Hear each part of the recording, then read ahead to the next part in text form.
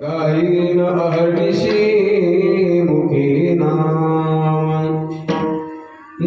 विठोबाचे घेई नवी वाचे बीज कल्पांतीचे तुका म्हणे व्रत एकादशी करीन उपवाशी गायीन अहर्निशी मुखी नाम विठाला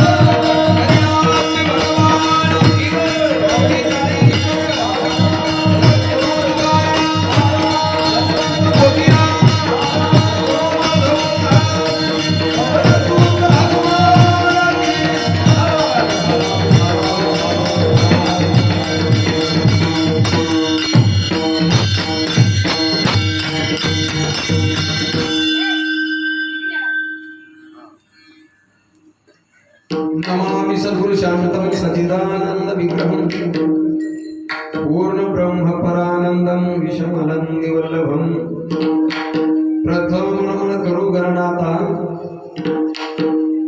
उमा शंकराची सुता चरणावरी ठेवणी माथा साष्टांगी आता दंडवत पांडुरंगा करू प्रथम नमन दुसरे चरण संताची त्यांच्या कृपादाने कथेचा विस्तारून बाबाजी सद्गुरु दास तुका काय माझी वाणी मानेल संताशी रंजव चित्ताशी अपोलिया माझी वाणी तुझे वर्णी गुणनाम ऐसे देई प्रेम काही कळा श्री संताची या माता चरणामणी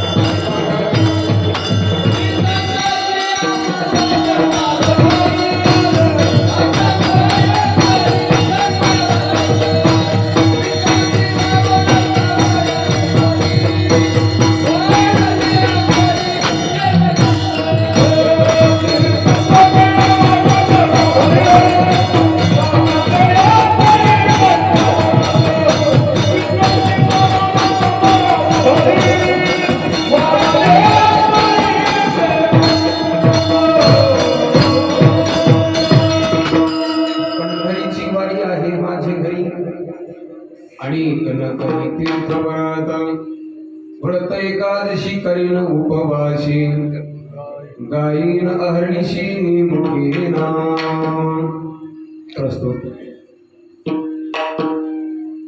धर्मानुरागी धर्मप्रेमी परमार्थप्रेमी उपस्थित सर्व भाविक भक्तगण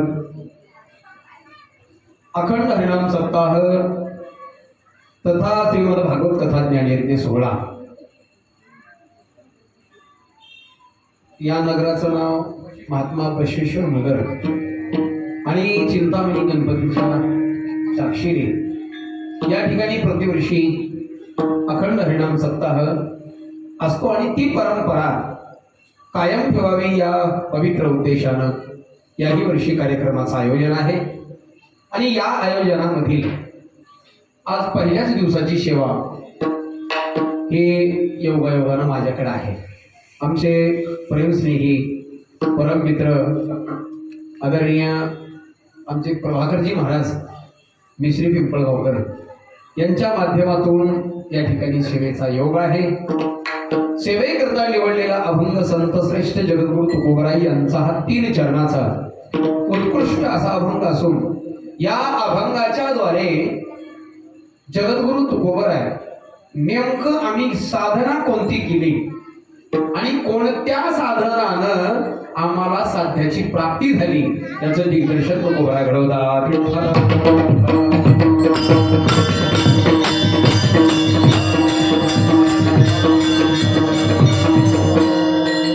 आज खरं म्हणजे सप्ताहातील पहिला दिवस. पहिल्या दिवशी राळगाळ असते असं आपण मानसिकतेत म्हणत असतो. कारण भजन सुरू करताना बी भजने म्हणलं की नाही भजन सुरू करावं पहिला दिवस आहे का म्हणून ऐकणाऱ्याही माणसाने म्हणलं चला सप्ताह आहे कीर्तन आहे चला 8 वाजता आज पहिला दिवस आहे.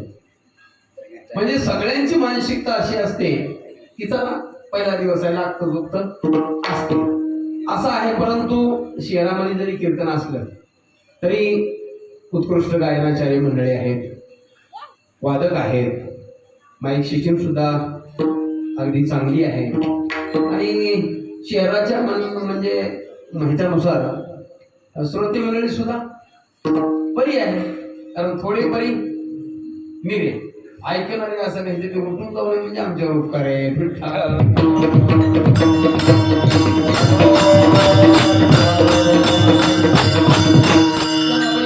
चिंतन करण्याचा योग आहे.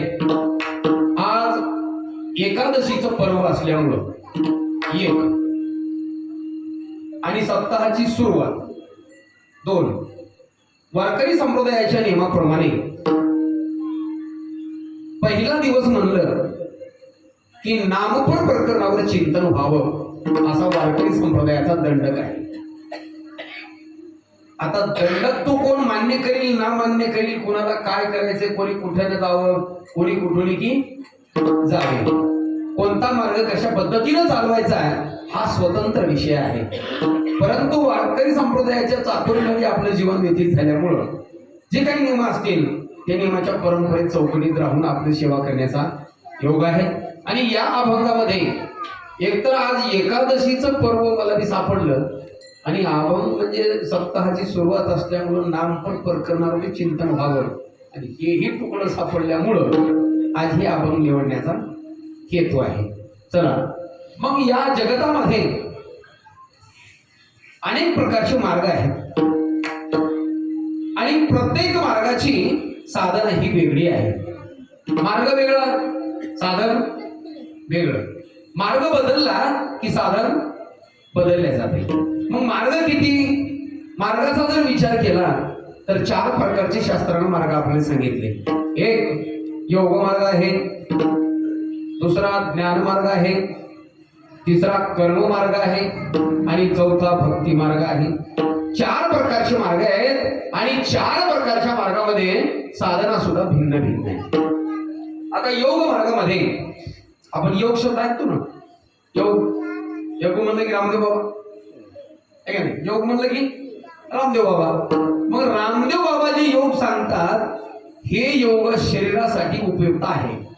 पण कोणी जर म्हणजे साध्यापर्यंत जाण्याकरता, समाधी अवस्थेला जाण्याकरता हा योग उपयोगी पडेल का, तर त्याचं सरळ उत्तर आहे तो योग अंतिम म्हणण्यापेक्षा समाधी स्थितीला जाण्याकरता उपयोगी पडत नाही. हे शरीरासाठी ठीक आहे की बाबा याच्यामध्ये निरोगी राहण्याकरता किंवा काही आजार असतील तर त्याच्यातून बरं होण्याकरता योग चांगला आहे.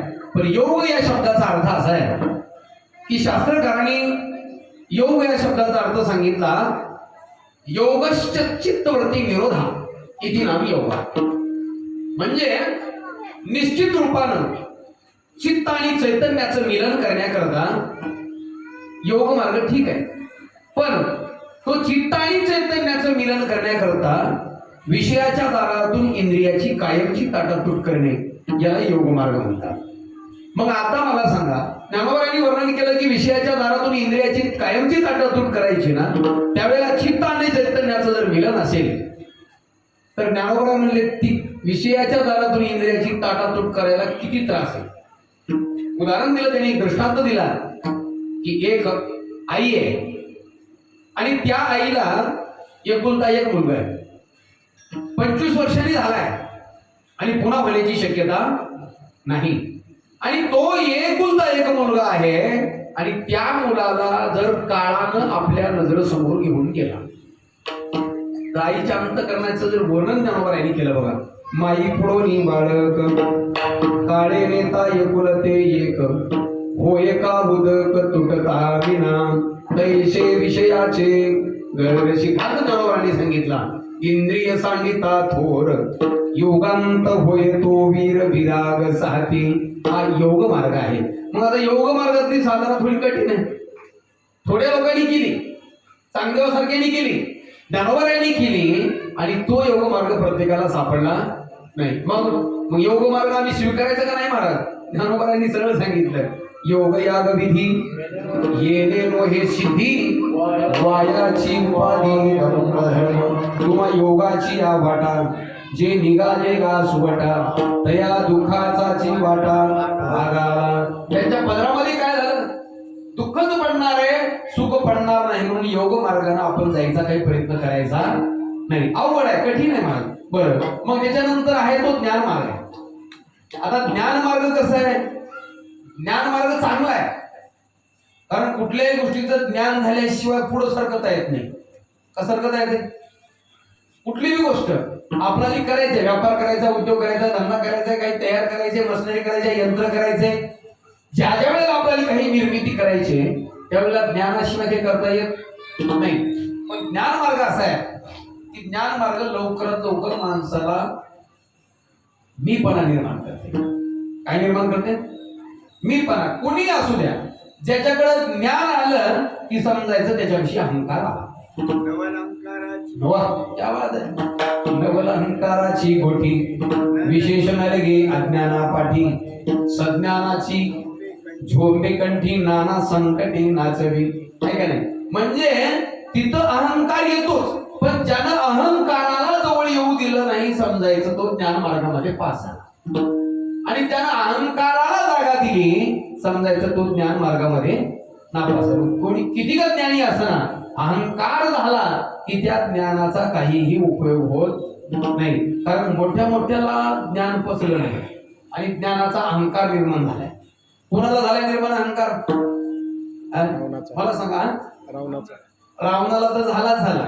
अजून सांगतो तुम्हाला आपल्या ह्याच्यामध्ये आपल्या आपल्या शाखेमध्ये.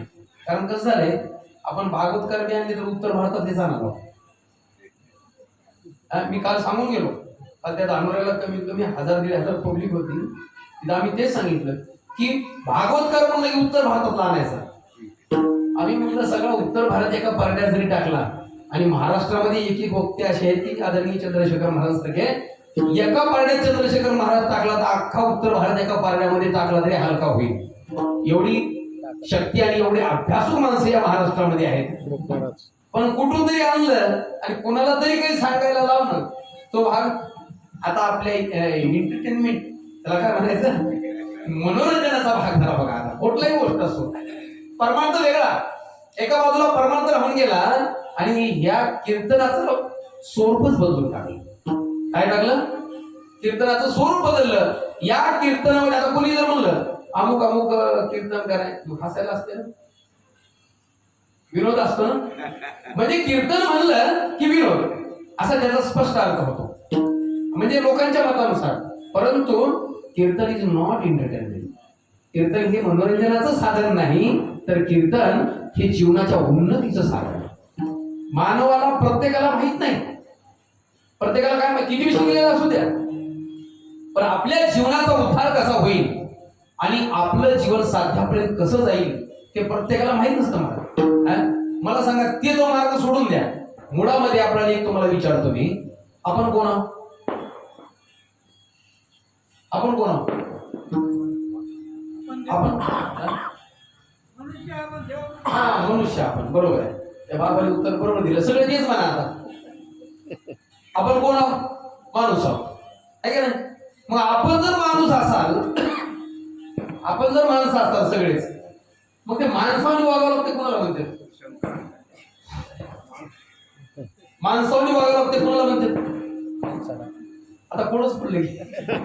आपण जर सगळे माणसंच आहात ना, मग माणसाने वागावं लागते कोणाला म्हणजे? काय जनावरला म्हणते का शेळ्या मेंढ्यानी म्हणते? हा, माणसालाच म्हणते. म्हणजे माणसाने वागावं लागतंय याचा अर्थ त्याला माणसासारखं वागता येत नाही. मग माणसासारखं वागता येत नाही म्हणून ही संत परंपरा आहे. आणि संतांनी त्याच्याकरताच तुम्हाला आम्हाला ही सप्त्याची परंपरा आहे. ते काम नाही म्हणून सप्ताह नाही, का पैसे ज्या झाले म्हणून सप्ते नाही, ते का झोपी येणार म्हणून सप्ताह आहे का? तसलं काहीच नाही. काहीतरी मला उद्धाराची दिशा मिळावी, या जीवाला जीवनाची कशी उन्नती करावी, कशी प्रगती करावी, आपल्या ध्येयापर्यंत कसं जावं याचं ज्ञान नसल्यामुळे या सप्त्याची निर्मिती. मग मला सांगा, परमार्थाची सुरुवात मी नेहमी सांगत असतो, परमार्थाची सुरुवात कुठून करायची? डायरेक्ट तो एक लोटा जल सब समस्याओं का हल नहीं होता भैया. डायरेक्ट ही अशी कोणती शाखा नाही जगाच्या पाठीवर की डायरेक्ट उठायचं आणि तांब्यावर पाणी देवाला टाकलं की आमचा परमार्थ साध्य होतो, असं नाही. अशी कुठली जगाच्या पाठीवर त्याला काही स्तर आहे मला. पहिले दुसरीला गेलाच नाही आणि मला 12वी परीक्षा देतो जमते केलं, मला एलकेजी युकेजी केलीच नाही आणि तो मला फर्स्ट सेकंडला नाही मला त्याची स्तर आहे, त्याच्या पायऱ्या आहे, कुठून जावं. सुरुवातीला परमार्थामध्ये येत असताना प्रत्येकानं त्याला विचारायचं. कुणाला विचारायचं? आत्म्याला विचारायचं, अरे मी कोण आहे? कुठून सुरुवात करायची? मी कोण आहे? ज्ञानोबा तरी म्हणले ना, मी कोण आहे करावा विचार, म्हणे ज्ञानेश्वर निवृत्तीचा. मी कोण आहे हे विचार करा. शंकराचार्य फार सुंदर आहे बघा श्लोक आहे. कोहम कितमदम जातस्य वै कर्तस्य विद्यते. मी कोण आहे, मी कुठून आलो, मी कशा करता आलो, मी काय घेऊन आलो आणि मी काय घेऊन जाणार आहे. जीवनाचं सार ह्याच्यापेक्षा वेगळं आहे. मी कोण आहे, मी कुठून आलो, मी कशा करता आलो, मी काय घेऊन आलो आणि मी काय घेऊन जाणार. याच्यापेक्षा जीवन वेगळं नाहीच ना, याच्यापेक्षा जीवन वेगळं नाही. मी कोण आहे जोपर्यंत कळत नाही तोपर्यंत ते कोण आहे कळत नाही. कारण स्वतःची ओळख नाही ना, स्वतःची. याच जन्मी ओळखी करा आत्माराम, संसार संभ्रम भोगू नका. याच जन्मी आपल्याला ओळख करून घ्यायच्या आणि याच देहानं परमात्मा स्वरूप बनायचे. बरोबर आहे.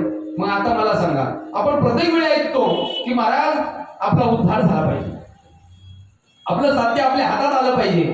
उद्धार होणं म्हणजे काय? मला सांगा. आपल्याला तुम्ही आम्हाला जन्नर देह दिलाय, तुम्ही आम्हाला जन्नर देह दिलाय ना, कशा करता दिलाय? काय कारण आहे? की मस्तपैकी संसार करेल, की लोकांना लुबाडेल, की लोकांना त्रास देईल, याच्याकरता ह्या जीवन दिला की नाही? नाही महाराज. देवे दिला देह दिला.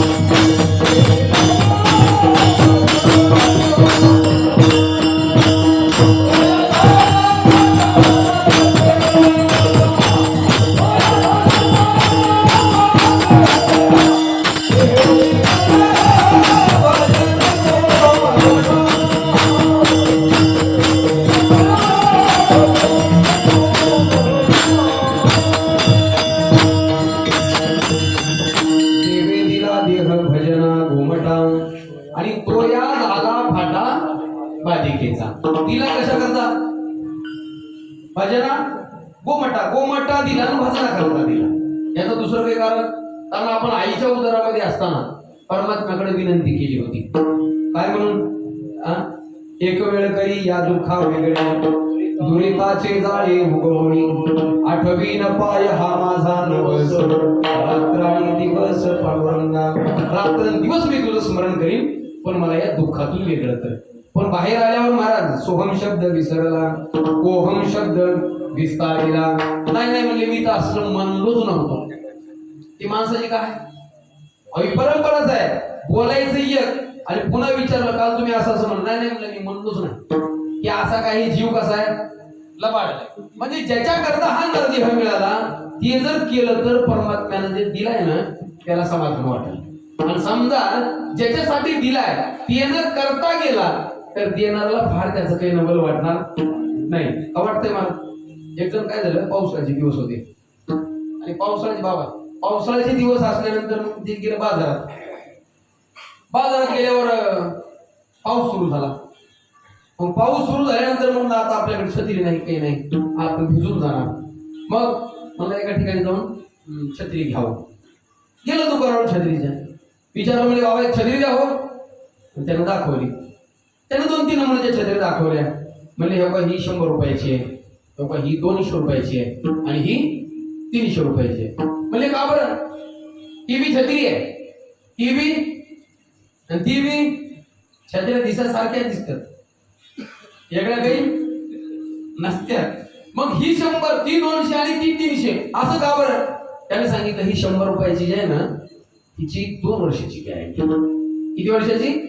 2 वर्षाची. आणि ही 200 रुपयाची म्हणजे हिची 5 वर्षाची गॅरंटी. आणि ती 300 रुपयाची ती म्हणजे हिची 10 वर्षाची गॅरंटी आहे. बरोबर नाही म्हणले पण 10 वर्षात 300 रुपये घालायचे म्हणजे परवडत नाहीत म्हणलं.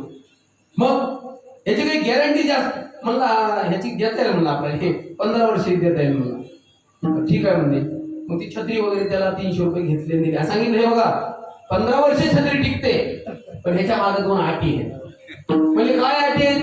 म्हणला पावसात भिजू द्यायचं नाही, उन्हामध्ये जाऊ द्यायचं नाही. म्हणजे पावसात जाऊ द्यायचं नाही आणि उन्हात जायचं नाही.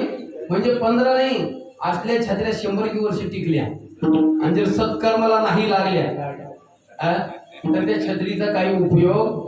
बऱ्याच छत्र्या अशाच आल्या लोकांच्या टिंगल्या टवाळ्या करून कार्यक्रमात गोड घालून मरून गेल्या, कुजून गेले, त्याला वाळवे लागले ठेवले. एका ठिकाणी वस्तू ठेवलं काय लागते बाबा त्याला वाळवे लागतात आणि ते जागेवर त्याचे तुकडे होतात, कुणाच्याच कामाला येत नाही. म्हणून ज्याच्याकरता हा नरदेह दिलाय ना ती आपण काय करायला पाहिजे. पण नरदेह दिलाय निव्वळ भांडणं करता दिलाय का? लय लोकांना तर सवय बघा निव्वळ भांडणं केल्याशिवाय त्याचा दिवसच जात नाही. पण कधी समजा एखादी वेळा जर कोणाशी वैर झालं तर ते वैर विसरण्याची सुद्धा मला कसं लोकांना सवय नाही. कव्वाचं तरी मागचं काढते आणि मला तवा असा म्हणला होता म्हणून तिचं काय येते त्याला बघत गेले. एकाला काय केलं चालता आता माणसं बोलण्यामध्ये माणसाची फार पद्धती वेगळी असते. तर त्याला एक बोलता म्हणला काय म्हणला तो निवड डुकर म्हणून दिसालाच म्हणून. कसा दिसालाच? डुकर आहे कारण ऍसिड पडतो भागामध्ये डुकराचं जास्त काय इकडं साहित्य जास्त आहे. मग त्याला म्हणलं तो डुकर म्हणून दिसालास. काय म्हणलं नाही बिचारा डुकर म्हणून दिसालास म्हणलं की खाली मान 2 वर्षानं भेटलं ते आणि 2 वर्षानं भेटल्यावर ते जे माणूस डुकरवाणी म्हणलं होतं का नाही त्याच्याकडे गेला त्याला लागलं शिव्या द्यायला. ते म्हणलं का बरं का शिव्या द्यायलाच म्हणला. बाकीचे लोक म्हणले आपल्याला काहीच म्हणलं नाही, आमच्या समोरची गोष्ट आहे म्हणले आणि विनाकारण त्याला काय शिव्या द्यायलाच म्हणला. मग त्यानं म्हणला मला यानं 2 वर्षाखाली डुकर म्हणला होता. काय म्हणला होता? 2 वर्षाखाली. अरे मग 2 वर्षाखाली डुकर म्हणला आताच लोक असं लागला म्हणला एक दिवस डुकरच बघायला नव्हता म्हणला.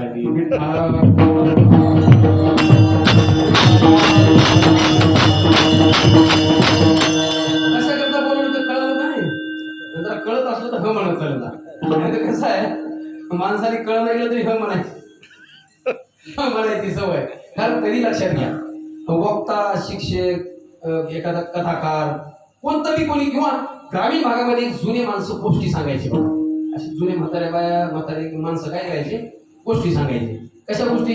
कोणता तरी राजा होता, मग त्यानं गाडी घेतली, बैलगाडी घेतली, कुठेतरी फसली, असं सांगायचं. आणि ऐकणार ना ह म्हणायचं होतं का?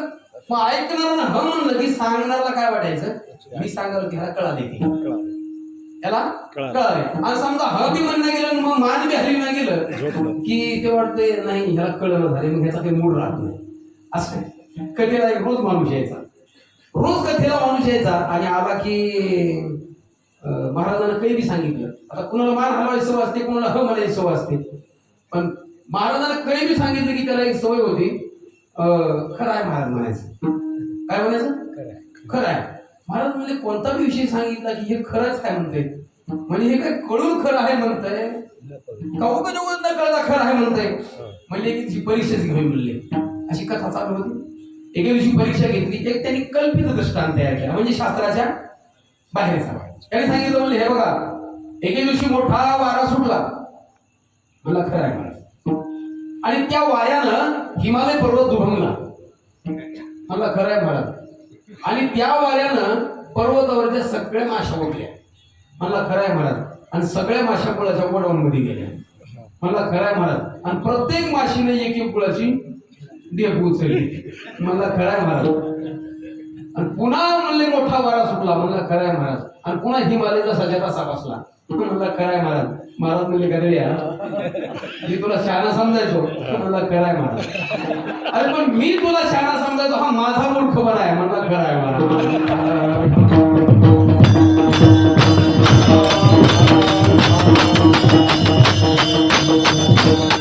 मला एकच सांगायचं की हा नरदेह मिळाला ना आपल्याला, या नरदेहाचं सोनं झालं पाहिजे काही मान. कारण कसं आहे, श्रीमंती कमी अधिक जमल, श्रीमंती कमी अधिक जमल, पण स्वभाव कमी अधिक चालत नाही. ज्याचा गलिच्छ स्वभाव आहे, ज्याचा उत्कृष्ट स्वभाव नाही, पोषक स्वभाव नाही, असे स्वभाव अजिबात या ईश्वराला म्हणण्यापेक्षा सामान्य लोकांमध्ये आवडतात का? आवडतात. सामान्य लोकांमध्ये आवडत असताना कधी लोक म्हणतील अहो त्यांना बोलायचं होतं, जाऊ दे म्हणजे त्या स्वभाव बरोबर नाही. नरक स्वर्ग कुठंच नाही, लक्षात घ्या. काय येतो कुठं, कुणाला आढळलाय स्वर्ग, कुणाला आढळलाय? कुठं आहे का? पाकिस्तानच्या बांधीवर आहे का चीनच्या बांधीवर आहे? कुठं नाही, नरक नाही, कुठं स्वर्ग नाही, सगळं इथंच कराय. पहिलं होतं कधी एकादेनी वैकुंठा झालं, ते तीही वैकुंठाची केली आगवे, ऐसे नामघोष गौरवे ढवळिले विश्व, नामेची वैकुंठी बैसवी. कसा सिद्धांत आहे तो? नामेचीच वैकुंठी बैसविले. ना वैकुंठ किंवा आता स्वर्ग म्हणतो आपण, स्वर्गामध्ये गेलो, वैकुंठात गेलो, कैलासात गेलो. कुणी माणसं वारलं की कुणी कैलासवासी करते का नाही? कुणी स्वर्गवासी करते, कुणी वैकुंठवासी करते. असे जे वैकुंठवासी, स्वर्गवासी, कैलासवासी जे आपण म्हणतो ना, ह्या फक्त स्थिती आहे. ह्या काय स्थिती आहे? वैकुंठ म्हणजे वैकुंठ कुठं आहे? वैकुंठ हे स्थितीचं नाव आहे. वैकुंठ हे स्थितीचं नाव आहे. वैकुंठ ज्ञानोबांनी त्या वैकुंठ शब्दाचा अर्थ द्वितीय अर्थाचं द्योतक केलं बघा. ज्ञानोबा काय म्हणले? वैकुंठ हे परमात्म्याचं स्थान आहे आणि वैकुंठ हे परमात्म्याचं नाव आहे. काय? ज्ञानदेवा पाठन हरी हा वैकुंठ, हरी हा वैकुंठ म्हणजे हरीच वैकुंठ. आणि एका बाजूला वैकुंठ हे स्थान असल्या वाचक असला शब्द असला आहे. आम्ही वैकुंठवासी आलो याची कारणाशी, बोलिले जे ऋषी साच भावे वर्ताया. म्हणजे आम्ही वैकुंठवासी, आम्ही वैकुंठातलेच, पण इथं आलो. याचा अर्थ वैकुंठ हे स्थान आहे. बरोबर आहे. आणि ज्ञानोबा काय म्हणतात? हरी हाच वैकुंठ, म्हणजे परमात्मा हाच काय? वैकुंठ आहे. म्हणजे एका स्थितीचं नाव वैकुंठ आहे. आपल्याला कुठं जायचंय? आता कुठं जायचं आपल्याला? वैकुंठाला. आपल्याला कुठं जायचंय? वैकुंठाला जायचंय. मग आता वैकुंठाला आपल्याला कशाला जायचंय? काय करा मला सांगा. चला, जर समजा लई कामाचं असलं तर मी सांगतो, मी घेऊन जातो तुम्हाला वाटलंच तर. पण वैकुंठात जाऊन काय काम करायचं? वैकुंठात असं संत म्हणलेच नसते ना, वैकुंठा जाऊन काय करावे. वैकुंठा जाऊन काय उगीच बसावं म्हणले तिथे काय? उगीच पैसा म्हणजे उगच बसायचे काय दगडावर दगड आपटायचे काय म्हणले नाही म्हणले परमात्मा आहे म्हणले आणि परमात्म्याला भेटण्याकरता आम्हाला कुठं जायचंय वैकुंठात जायचे. कोण म्हणलं वैकुंठात परमात्मा आहे म्हणून? वैकुंठात देव आहे कोण म्हणलं तुम्हाला? वैकुंठात देव नाही. मग कुठं आहे? चिंतामणी गणपती मंदिरात आहे. कुठं आहे? या गणपती मंदिरात आहे. या सुखा कारणे देव वेढावला आणि वैकुंठ सोडवणी संत सदनी राहिला. आणि तुकोबारांनी मागणी कंपर करण्यामध्ये म्हणलेलं आहे ना, वैकुंठाशी आम्हा नको धाडू हरी वासत्या पंढरी सर्व काळ. आम्हाला वैकुंठाला धाडू बाबा म्हणले, कारण या सुखा कारणे देव वेढावला. काल्याच्या प्रसंगात ऐकतो वैकुंठी तो आईशे नाही. मग कैसे आहे वैकुंठी? तो आईशे नाही ना. इथं जे चाललाय ना सोहळा, इथं जे चाललाय ना आनंद, हा आनंद तिथं नाही म्हणजे आहे काय? तिथं देव नाही, तिथं काला नाही, तिथं भक्त नाही, तिथं संत नाही, तिथं पिढ्या नाहीत, तिथं दबाऊच्या पुढ्या नाहीत. मग हाय काय ते नेमकं मला सांगा. सगळं इथंच मिळते. काय सूर्याच्या काय जे काय घ्यायचंय ते इथंच आहे, वरी नाही महाराज. मग याची देही याची डोळा आणि भोगू मुक्तीचा सोहळा मस्तपैकी इथंच परमार्थ करायचा, परमात्म्याचं नामस्मरण करायचं आणि सुंदर असं जीवन जगायचं. बाकी काही कुठलीही चिंता करायची नाही. म्हणले देव मग ठीक आहे, पण म्हणले तुम्ही तुकोबर आहे, तुम्ही हे सगळं नाव लौकिक झालात. आम्हाला माहित आहे की तुम्हाला न्यायला काय आलंय. तुकोबरांनी न्यायला काय आलं? विमान आलं. मग तुमची ही जी स्थिती एवढी निर्माण झाली ना, परमात्म्यानं तुमचा स्वीकार करावा, परमात्म्यानं तुम्हाला न्यायला यावं, परमात्म्यानं तुमच्या प्रतीक्षेमध्ये राहावं, एवढं तुम्ही काय केलं बरं? नेमकं तुम्ही असलं काय केलं की परमात्म्याचं तुमची एवढी जवळीकता साधली? तुकोबराय म्हणले आम्ही काहीच केलं नाही. आम्ही एकच साधन स्वीकारलं. कोणतं साधन? आम्ही नामाचे धारक, नेनो प्रकार अनेक, सर्व भावे एक, विठ्ठलाचे प्रमाण नलगे जाणावे, नलगे नेणावे. आम्हाला दुसरं काही घेणं देणं नाही. आम्ही नामाचे धारक आहेत, आम्ही नामस्मरण केले, आम्ही नामस्मरण केलंय. पण आमच्यावर ज्याचा अनुभव आलाय ते नामस्मरण आम्ही कुणाचं केलंय? तुकोबारायांनी आजच्या अभंगाच्या शेवटच्या चरणात सांगितलं बघा.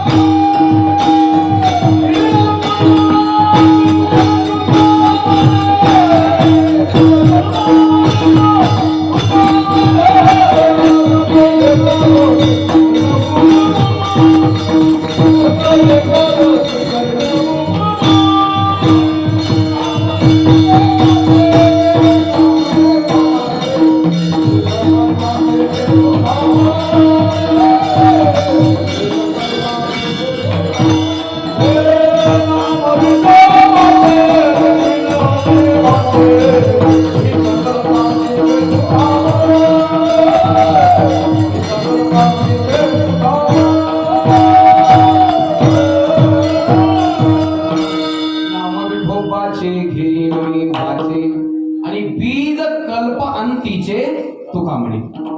म्हणजे तुकोबराय म्हणतात आम्ही आमच्या पंढरीश परमात्म्याचं नाव घेतलं. नाव कुणाचं बी घ्या, नाव काही घेण्यामध्ये अमुक हेच नाव घ्यावं लागतंय, अमुक तेच नाव घ्यावं लागतंय असं काहीही कुणाचा आग्रह नाही.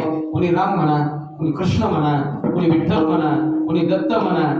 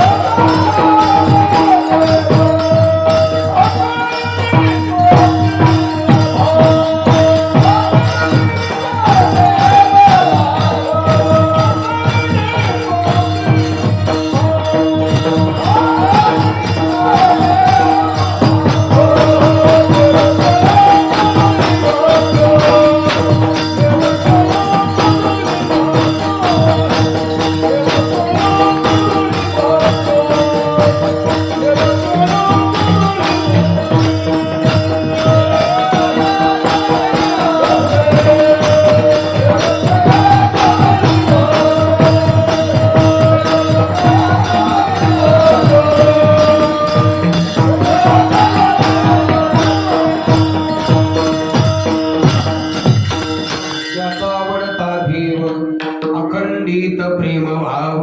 कुणाला जे जे देव आवडते त्या त्या देवाचं नाव घ्या. पण तुकोबराय म्हणतात आम्ही विठ्ठलाचं नाव घेतल्यामुळं आम्हाला त्याचा अनुभव आला, त्याची आम्हाला अनुभूती आली. नाव कुणाचं बी घ्या, काही बंधन नाही, काही कुठल्याही प्रकारची ज्याला सीमा नाही ना, कुठल्याही प्रकार त्याला अडचण नाही. ज्याला जे आवडते ते घ्या, पण एकाच घ्या. काय होईल? कोणाचं बी घेतलं तरी आपल्याला ते दिसलं पाहिजे. एवढं त्याचा आणि त्याचा अखंडित प्रेम भाव, त्याचा काय झाला पाहिजे? अखंडित त्याचा प्रेम आणि भाव जडला पाहिजे. भाव जडल्याशिवाय काही पुढचा कुठाना होत नाही.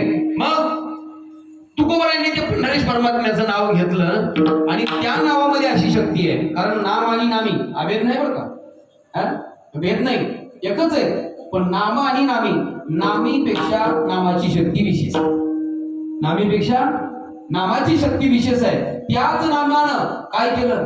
आता अनेक आपल्याला उदाहरण देता येते, आपल्याकडे वेळ सरळ सरळ सांगून जातो. आजा वेळ गणिका, तारिली भिलिनी, तारिली कुंटिनी आणि प्रत्यक्ष पुराणी वंदे केली. कुणा कुणाचा उद्धार केला?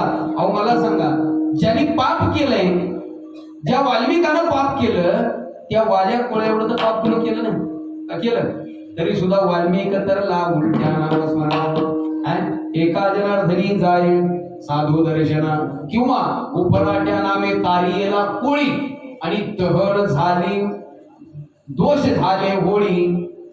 काय दोष झाले दहन होळी असं काय प्रमाण? उपराट्या नामे तारियेला कोळी, दोष झाले होळी रामनामे, दोष झाले होळी रामनामे. उलट नाम जपलं तर वाल्मिकाचा उद्धार झालाय. आपण तेवढे पापी नाहीत की आहेत? त्याला किती माणसं मारले गणत नाही. आपलं रात्री सापडला मंदिर सगळं नाही झालं, एवढे माणसं त्याला मारले, एवढं पाप केलंय. पण नामामध्ये अशी शक्ती आहे. तीर्थामध्ये स्नान केलं, तीर्थ पाप घालवी, पुण्य तयार करून येणार नाही. अन्नदान केलं, पुण्य तयार होईल, पण पापाची होळी होणार नाही. असे काही पाप आणि पुण्याचे वेगवेगळे साधन आहेत. आता अन्नदानानं काय होईल? पुण्य मिळेल, पण पाप जाणार नाही. तीर्थामध्ये आंघोळ केली, पाप जाईल, पण पुण्य नाही. पण नाम असं साधन आहे की नाम या साधनानं पहिलं पाप घालवते. काय घालवते? पाप. जळतील पापे जन्मांतरीची, म्हणजे जन्मांतरीची पापे आधी जाळते आणि पुन्हा पुण्याची गणना कोण करते. म्हणजे पुण्य किती तयार करून देते याची गणना सुद्धा कुणी करू शकत नाही. एवढी नामाची शक्ती आहे.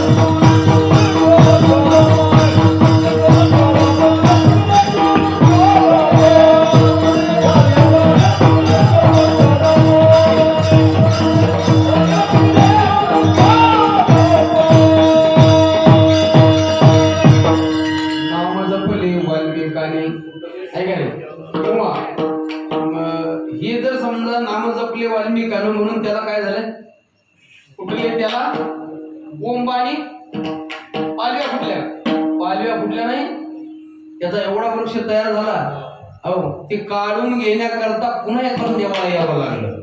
एवढं वाळून तयार झालं. ते कशाचे ढिगारे तयार झाले? फक्त नामाचे ढिगारे तयार झाले. नाहीतरी पार्वती आई साहेबानं केलेल्या नामाच्या राशीच्या राशी पडल्या आणि त्या राशीचं फळ म्हणजे गणपती आहे. विठ्ठला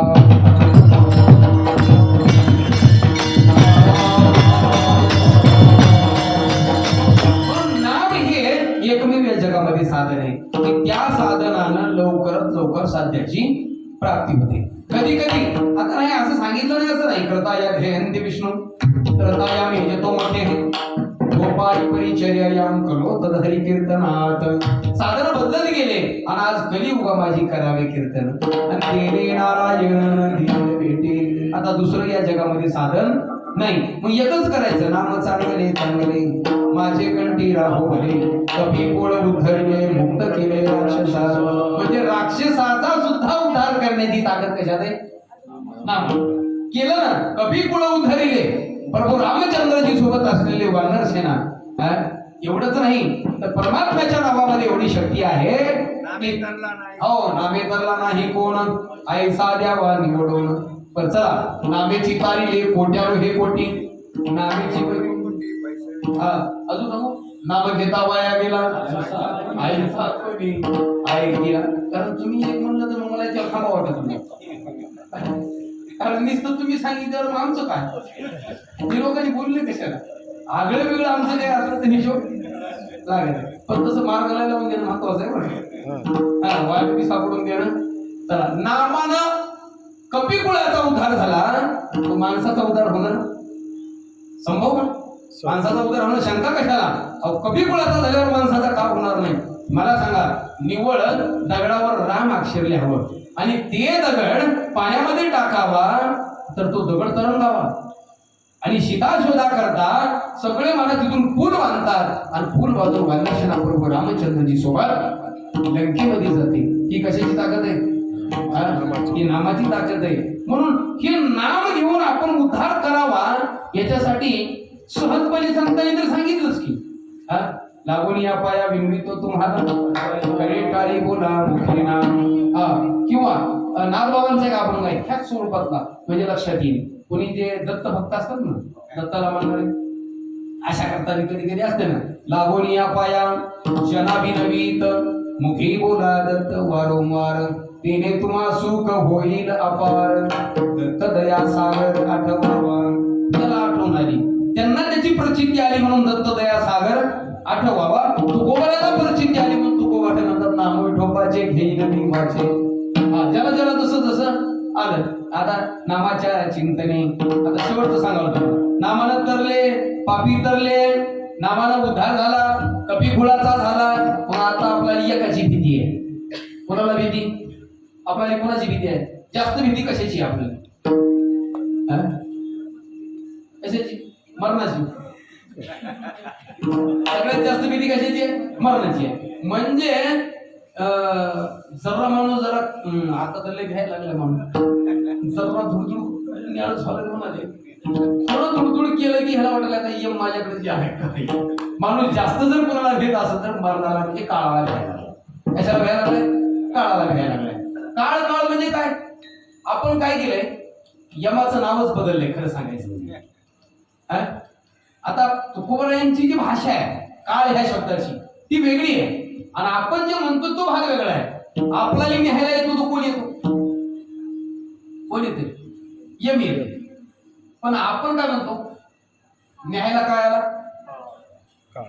आता न्यायला विषय सोडून द्या, काळ आलाच. काळ येतोच. कोणता? संपायचा. काळ केव्हा येतो? काळ ह्या शब्दाचा अर्थ तुम्हाला सांगतो म्हणजे लक्षात येईल तुमच्या. आपल्याला जेवढं आयुष्य मिळाले, कोणाला 50 मिळाले, कोणाला 60 मिळाले, कोणाला 80 मिळाले, कोणाला 100 मिळाले, जेवढं आयुष्य मिळाले त्या आयुष्यामधला जो अंतर आहे त्यालाच काळ म्हणायचं. मागे गेला असेल भूत, चालू असेल वर्तमान आहे, पुढे येईल, भविष्य असेल. पण जेवढा मिळालाय त्याला म्हणायचं काळ. आता बघा, आम्हाला 50 वर्षाचा काळ मिळाला नोकरीमध्ये. आम्हाला 58 वर्षाचा वय होता आमचा, 58. त्याच्यामध्ये आम्हाला 30 वर्ष नोकरी करायला, म्हणजे 30 वर्षाचा काळ आम्हाला काय झाला, मिळाला. आणि तो काळ संपला, आम्ही रिटायर झालो. बरोबर आहे. तसं आपल्याला मिळालेलं आयुष्य हे संपलं की आपला मिळालेला दिलेला काळ संपला, नीट निघायचं. कुठं निघायचं? खाली मान करून कुठं जायचं? कुठं जायचं? कुठं जायचं नाही. कुठं जायचं सांगतो ऐका. कुठं जायचं नाही, आपल्या घराला जायचं. कुठं जायचं? सुटल्यावर कुठं जायचं? आपापल्या काळ कुठं जायचं? आपापल्याच घरला. आपल्या माहेरा नाही आता निरोपया संता हाती आला. कोणाचे हे घर, हा देह कोणाचा, आत्माराम त्याचा, याची झाली. आपलं घर कोणतं आहे ते आपण आलो तिथून, आणि आपल्याला जायचंय तिथं. आपापल्या स्वघरी परतायचंय, पण आपण काळाला घाबरतो. काळाला घाबरतो. पण शास्त्र असं सांगतंय की नामधारकाच्या जवळ काळ कधी येतो त्याला पता बी लागत नाही. तो काळ फक्त नामधारकाला घाबरतो. तुकोबारायांनी 3 दिवस उभा केला होता एका ठिकाणी. तुकोबाराय तर म्हणले, जगा काळ खाय पण आम्ही माता दिला पाय. जगाला काळ खाय म्हणले, पण आम्ही नाही. आज नाही, मरण मारले मरून गेले, मजला केली अमर. पुढं मरणा हातोरी सुटली काया, विचार या निश्चय. मी माझे आपुले मरण पाहिले म्या डोळा. कसं बाबा, तुम्हाला एकावर थांबू देत नाही, कारण वारकरी संप्रदायाचा पिंड आहे. त्याच्यामुळे खरं तिथे तिथंच कार्यक्रम जोडून त्यालाच पुढं आपलं खो म्हणायचं. खो खो खेळा नाही तुम्ही? माणूस कट्टा लागेल त्याला खो म्हणायचं, आपण बसायचं त्याला पळवायला. हे खो खोचा खेळ आहे मला. तर मला सांगायचं काय, काळ सुद्धा नामधारकाला काय करतो, घाबरतो. घाबरतो. आणि त्यांनी सांगितलेलंच असते आधी पुन्हा वरून यमाचे जे दूत असतात ना, त्यांच्या मागचे अधिकारी, त्या अधिकाऱ्यांनी त्या यमाला सांगितले असते, लक्षात घ्या, कोणाच्या बी घराला लई छती काढून जाऊ नका. कारण काही घर तपासत असताना थोडं खाली मान घालून जा. माणूस हे चालण्याच्या पद्धती माहिती ना, चालण्याच्या एखाद्याकडे येणं असावं, असं वजन जाते, आणि एखाद्याकडे येणं असावं, पद्धत येत का नाही. त्यांनी सांगितलं, हे बघ, तू आणायला जाय, काळ संपल्यावर त्याचा तुझं काम आहे अन्न, तुझं काम आहे अन्न. पण कुठं कुठं जात असताना कशा कशा पद्धतीनं जायचं जरा लक्ष ठेवून. कुणाच्या म्हणले का, जे कनिष्ठ आहे, अगदी पापी आहे, त्याच्याकडे जरा असं म्हणले वजन. आणि मध्यम आहे त्याच्याकडे, मध्यम आहे त्याच्याकडे साप जायचं म्हणले. आणि वरिष्ठ आहे त्याच्याकडे, नका जाऊ तया गावा नामधारकाच्या शिवा, सुदर्शन गोवा हिरटी पिरे भोवती. किंवा दड दड दड दड पळ सुटला घडी काळा बापुडिया. शिवनाम शीतळ मुखे सेविता कापडिया. नाम कानावर आल्यावर त्याला काय होतो, थरकाप सुटतो. आणि मग तुकोबरा म्हणली, काळाच्या तोंडावर हाणायचं असेल ना, तर मग तुका म्हणे काळा हाना तोंडावरी, हाते भरा हरी रामबाणे.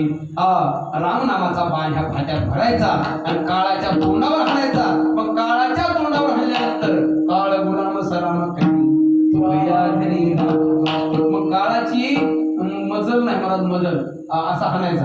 काय झालं, एक पाहुणा गावाला गेला. पाहुण्याने किती दिवस राहू असं म्हणता म्हणता महाराज लोकांनी सांगितले, काही पाहुणाच घाला येऊन झाला आणि राहील ना प्रत्येकाला काही कामच काम. पण हे आलं घरी आल्यावर मग आता पाहुण्यानं शास्त्र आहे त्याच्या मागे किंवा परंपरा आहे आपली, पावसाळ्याने किती दिवस राहू, 1 दिवस. मग एखादा मुक्काम ठीक आहे, लय आग्रह केला तर दुसऱ्या दिवशी सकाळी. बरं लग्न असेल तर एक ठीक आहे, 2 दिवस 3 दिवस, बरोबर आहे. असं होते. मग ती राहिलं मुक्कामाला, 1 दिवस मुक्कामाला राहिलं. मग आता दुसऱ्याशी नेमकं कोण होतं माहिती का, ते जे आलं होतं ना सोयला, ते कोण होतं माहिती का, जावई. मग आता जावई आल्यावर कसं आहे, कुणी बी असलं तरी माणूस 1-2 दिवस आदर करेल की, 15 करते की आलं एक दिवस राहिलं. आता दुसऱ्या दिवशी वाटलं वांगुळी जेवण कोण जावं बापू जातील जेवले निवांत बाजूवर रांगू हे म्हणजे ह्याचा काही जात यायच्या आज नाही. दुसरा दिवस गेला, तिसरा दिला, चौथा गेला, 8 दिवस निघून गेले. पुन्हा ही इथं काय होतं ह्याची जावई आहे का नाही म्हणजे त्या सासऱ्याची मुलगी ती तिथं आणि जावई सासरवाडी. पण ह्याचे दोन्ही जे मेहुणे होते ते अमेरिकेत होते. इथं सासून सासरा म्हातारी दोघं 8 दिवस राहिल्यावर हे दोघं चर्चा करून आले जावई बापू 8 दिवस आपल्या राहिले, आपली मुलगी तिकडं आहे, इथं राहिलेत कसं काय म्हणजे भांडण करून आलं काय. मग त्याला जावायला विचारलं म्हणजे जावा बापू काही भांडण वगैरे करून आलं का काय. नाही तसं काहीच नाही म्हणजे हवं वाटलं तर फोन लावून विचारा म्हणजे ते काही भांडण करून आलो का. आणि म्हणजे नाही म्हणजे तिकडल्या लोकांनी जर काही हुरूर वाटत असले म्हणजे त्यांनी आज इकडेच बोलून घ्या. म्हातारी म्हणजे तुला 8 दिवस कटाळला विचार. बरं असं बोलता बोलता आणखी 4 दिवस निघून गेले. 15 दिवस इथंच राहिले. कोण ते जावई म्हणा. पण राहिले प्रत्येक दुकानाची पिण्याची उधारी त्याला 50 जाऊ दिलं नाही. त्याला पुढं उधारी करून दिले. आणि अमुकाचं जावई म्हणजे त्यांनी काही घाबरले नाही बाबा दिल आज नाव द्या त्याचा जावई काय ना आपला जावई काय म्हणून बसले लोक. मग उधारी करून ठेवले काय करावं म्हणते ते काही जात नाही. पण आता ह्याला पळवायचे. ह्याला काय करायचे पळवायचे. ते आमचे सोपान काका महाराज हिसाब केले कृष्णाला सांगायचे कसा हे आजकाल म्हणले शहरामध्ये सोयरा आला की जेवण वगैरे करता का मग असलं तर देशी पाहतो रात्रीच चहा घेता का मग की अशी जी परंपरा असेल कृष्णाला सांगायची ते. आणि मग जेवण वगैरे केलं मग हो निघायचं असलं तर मग 5 लाच गाडी आहे बघा पुन्हा गाडी नाही असं एक सांगायचे ते. म्हणजे ही पद्धत आहे. मग 15 दिवस राहिले उधारी बी करून ठेवली. आता जाईना पहिलं लाईट वगैरे नव्हती. मग काय करायचे लोक पहिल्या काळामध्ये म्हणण्यापेक्षा आम्हीच लहान असताना ही प्रकार होता. ते दिवा लावायचे आणि ती कुठेतरी असं एक मध्यभागी टेबल डबा वगैरे ठेवायचे आणि ते त्याच्यावर डबा ठेवायचे आणि सगळे त्या डब्याच्या बाजूनं जेवायला बसायचे एकदाच. पहिले एकदा जेवायला बसत होते. आता कोण कुठे नाश्ता खाल्ला की कोण कुठे आईस्क्रीम खाल्ला की कोण कुठे वडापाव खाल्ला की काही घेणं ना देणं. संयुक्त कुटुंब पद्धती बंद झाली महाराज म्हणून प्रेम संपलंय. लक्षात घ्या माणसाचे बाहेर तर सोडून द्यावं बाहेर तुमच्यावर प्रेम करायचं तुमच्याकडे अवकाशच नाही. पण घरातले घरात सुद्धा प्रेम करायची आपल्याकडं ऐपत राहिली नाही. कोण कोणाला बोलायला तयार नाही, कोण कोणासंग जेवायला तयार नाही, कोण कोणासोबत गप्पा मारायला तयार नाही. सगळं महाराज विभक्त कुटुंब पद्धती आज तयार झाली आणि ही आपली बाधक ठरणार आहे. मग सगळे जेवायला बसल्याचे त्यावेळेस म्हाताऱ्यानं थोडंसं डोकं लावलं. बायकोला काय म्हणलं हे बघ आपण संध्याकाळी 3 जण जेवायला बसतो. जेवायला बसल्यावर मी तुला भाजी काहीतरी खराब झाली खरड झाली आळणी झाली म्हणून तुला मी काय करतो शिव्या देतो. आणि मी तुला शिव्या दिल्या की तू मला आडवं बोलायचं. ते दोघांचं बघा कसं कुठं विज्ञान ठेवायला लागलं नाही यांनी सांगितलं म्हणले तू मला आडवं बोलायचं आणि तू आडवं बोललीस की मी तुला मारायला धावतो म्हणून आणि मी मारायला धावलं की तू दिवाळी व्हायचा पळून जायचं. प्रकार तसाच केला की हो जेवायला बसले 3 जण म्हातारी जायचं म्हणला ते म्हातारा म्हणला अजून तुला भाजी जमली नाही मला एवढं मीठ ठुकून काय म्हातारी म्हणली आता म्हातारा असलंच खावं लागते. तुला काय म्हणून म्हणलं जे म्हातारा उठलं मारायला त्या बाईने दिवा विजीला पळून गेली. यांना जवळची हेपी धरली त्या अंधारामध्ये आणि जो मारायला चालू केलं ते मला जावई बापू ते सगळे सासरे कोण म्हणले जावई बापू तुम्ही आमच्या भांडणात या. मी जाणार म्हातारी जाणार अहो मी जावई आहे जावई नाही जावयाचा बापाला तरी सोडित नाही म्हणला. आणि इंग्रजी मला सुंदर दृष्टांत सांगायचे बघा जावयाचा बापाला तरी सोडित नाही म्हणला जे जावई मारून काढला म्हातारी मारली नाही आणि मार मग पुन्हा म्हणले अहो जावई बाप तुम्ही हो का म्हणला काय पद्धत मला ते जे पुन्हा गेलं त्या अंधारामध्ये निसटून कुठं झोपलं की काय की आता त्याचं काय आपलं शेवट लावायचा नाही. जे गेलं ते पुन्हा काही वापस आलं नाही. काळ सुद्धा तुकोबराय म्हणजे असाच घालायचा. तुका म्हणे काळा खाना तोंडावरी भाते भरा हरी रामबाणे. मग तुकोबराय म्हणजे आम्ही दुसरं काही केलं नाही. एकच आम्ही विठ्ठल नाम आम्ही ज्याने विठ्ठल माता घ्यावी तेने पत्ते सांभाळावी. त्याच्या मागे पत्ते आहेत बघा काही. आता मला सांगा कुठलं बी औषध घ्यायचं ना औषध घ्यायचं असल्यावर त्याला पत्ते आहेत का नाही. शुगर झाला उदाहरण घ्या ज्याला शुगर आहे त्याला काय करायला पाहिजे? सकाळी गुलाबजामुन, दुपारी बालुशाही, संध्याकाळी असं खाणं पाहिजे का? म्हणजे असं जर खाल्लं तर समजा ते खर्चात पाडीत नाही. काय करीत नाही? खर्चात पाडीत नाही. मग त्याला पथ्य सांभाळलं होतं. आता उदाहरण घ्या, कोणाला कावीळ झाला की डॉक्टर सांगतात बाबा हे गोळ्या आहेत, पण ह्या गोळ्या चालू आहेत तोपर्यंत अमुक अमुक पदार्थ खायचा नाही, असं त्याला काय पथ्य आहे. मग इथं काय माहिती का, ज्यानं नाम साधन स्वीकारलंय त्याच्या मागे काही पथ्य आहे. मग मला साधन करायचंय, अमुक साधन करायचंय, तमुक साधन करायचंय, त्याचं साधन काय?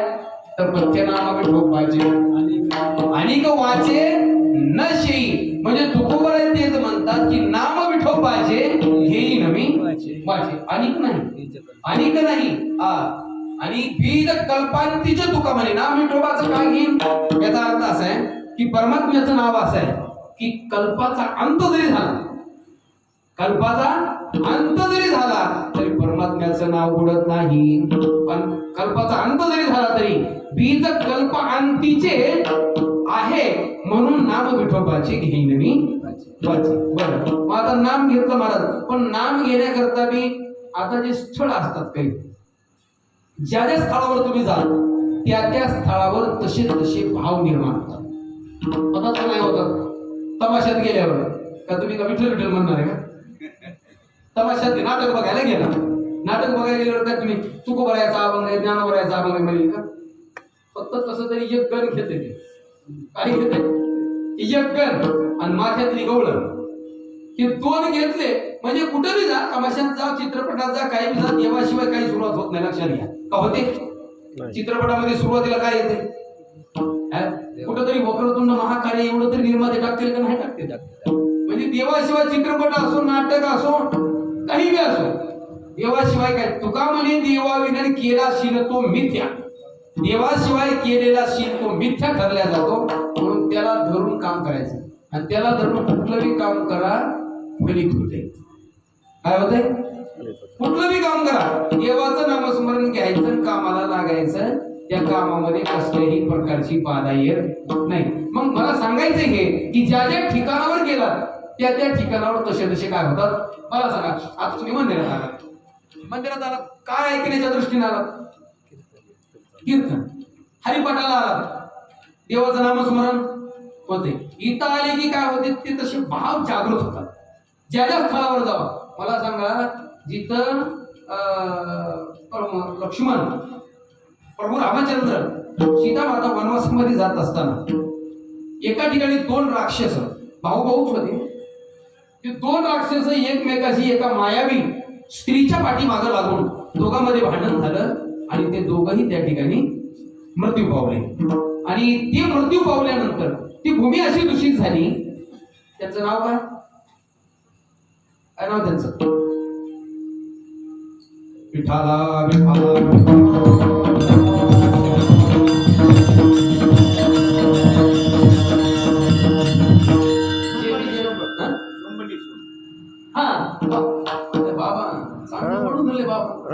सुंब आणि निसुंब हे दोघ जण भाऊ होते.